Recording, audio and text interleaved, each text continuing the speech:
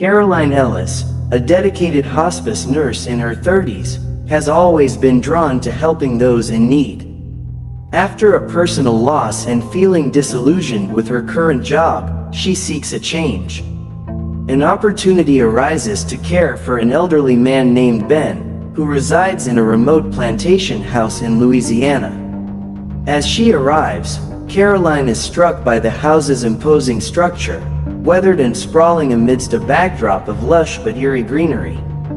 The air is thick with humidity, and the chirping of cicadas creates a haunting soundtrack. The house, filled with antiques and remnants of its past, evokes a sense of history and mystery. Caroline feels both intrigued and uneasy as she steps inside. Ben, confined to a wheelchair and suffering from a mysterious ailment, greets her with a mix of warmth and wariness. His condition leaves him unable to communicate clearly, yet his piercing gaze hints at a depth of knowledge about the house and its secrets. Caroline quickly learns that Ben's wife, Violet, is the real force in their lives. A strong, enigmatic woman, Violet manages the household with an iron fist, often hovering protectively over Ben.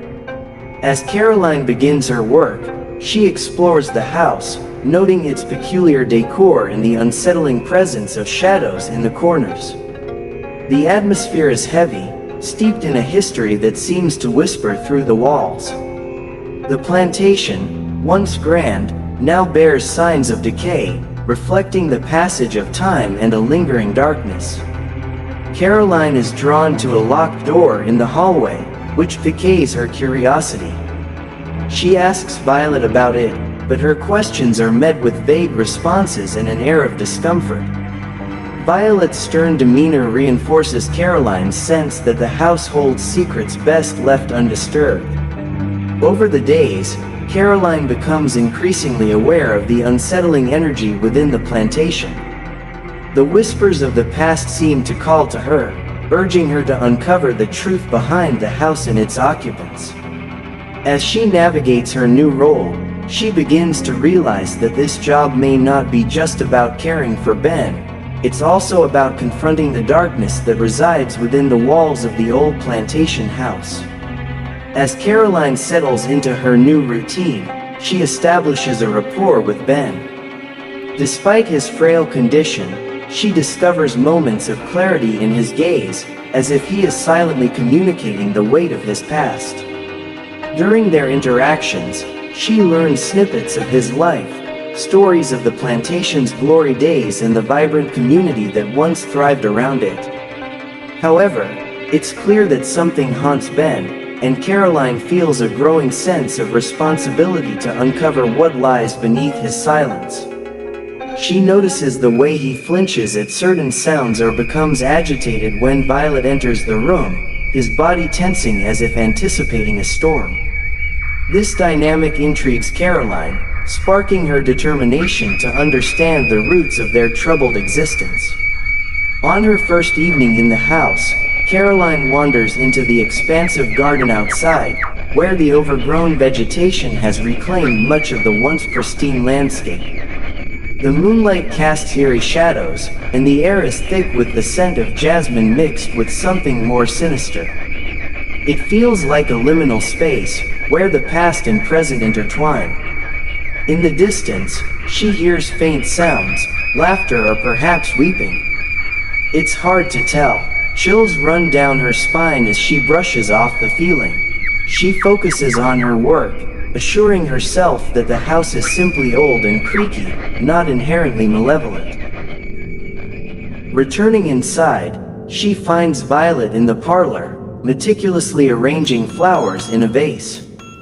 The room is filled with the scent of decay masked by floral sweetness.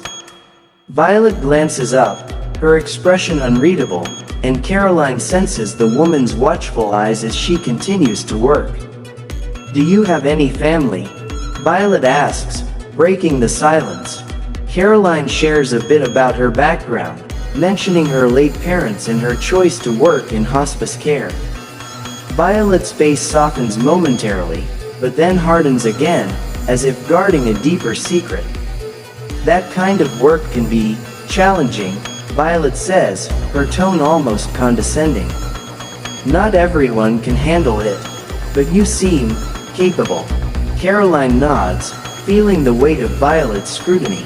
She's determined not to let the woman's coldness deter her. As the days pass, Caroline dives deeper into her role, tending to Ben's needs while probing for information about the house's history. One afternoon, while cleaning the attic, she stumbles upon an old trunk covered in dust. Curiosity piqued, she pries it open, revealing a collection of faded photographs, letters, and strange artifacts that suggest a life steeped in tradition and perhaps the supernatural. The images depict families in period clothing, their faces solemn, with some images adorned with peculiar symbols that send a shiver down her spine. As she sifts through the contents, Caroline feels as if she is being watched. The attic, filled with cobwebs and the smell of mildew, seems alive with whispers, and she abruptly shuts the trunk, her heart racing. She glances over her shoulder, half expecting to see Violet or Ben lurking in the shadows.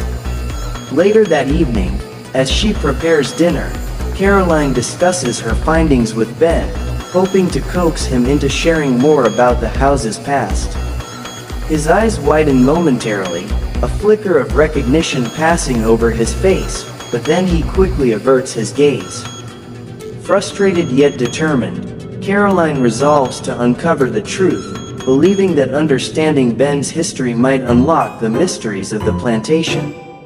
As night falls, Caroline feels the house's atmosphere shift. The sounds of the creaking wood, the distant rustle of leaves, and the whispering wind create an unsettling symphony that keeps her on edge. She settles into bed, but sleep eludes her as thoughts swirl in her mind. What secrets does the house hold? What has Ben trying to tell her? Suddenly, she hears a soft sound, like a key turning in a lock. Her heart races as she realizes it's coming from the hallway. Driven by a mix of fear and curiosity, she gets up and quietly steps into the corridor. The house feels alive, every shadow shifting, every sound amplified. As she approaches the source of the noise, she notices a glint of metal on the floor, an old key. She bends down to pick it up, her mind racing with possibilities. What could it unlock? The feeling of foreboding intensifies, urging her to put the key back down, but her curiosity propels her forward. The chapter closes with Caroline holding the key in her trembling hand, staring at the locked door at the end of the hallway. Little does she know, this key will unravel not only the secrets of the house but also the very fabric of her reality.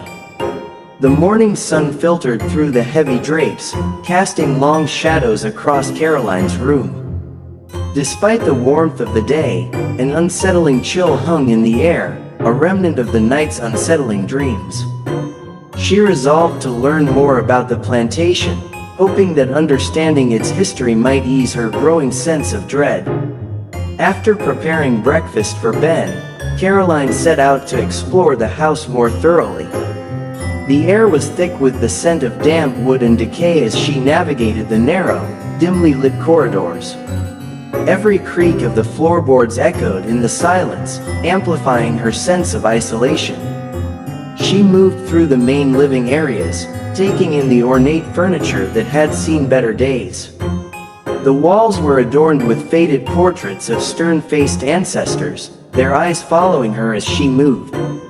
The dining room table, large enough to seat a dozen, was laden with dust, untouched for what seemed like years. She felt a heaviness in the atmosphere, as if the house itself were holding its breath, waiting. Curiosity led her to a small library tucked away at the end of the hallway. The room was lined with dark wooden shelves, filled with leather-bound books, their spines cracked and faded. As she perused the titles, her fingers brushed against the dusty tomes, each one whispering secrets of the past. One book, in particular, caught her eye, a thick volume with a leather cover embossed with strange symbols. Opening it, She found pages filled with illustrations of occult practices, spells, and rituals. The images depicted intricate symbols that looked eerily familiar, similar to those she had seen in the attic. Her heart raced as she realized the book was a compendium of voodoo practices, detailing ceremonies, offerings, and protective charms. Voodoo, she murmured to herself, feeling a chill run down her spine.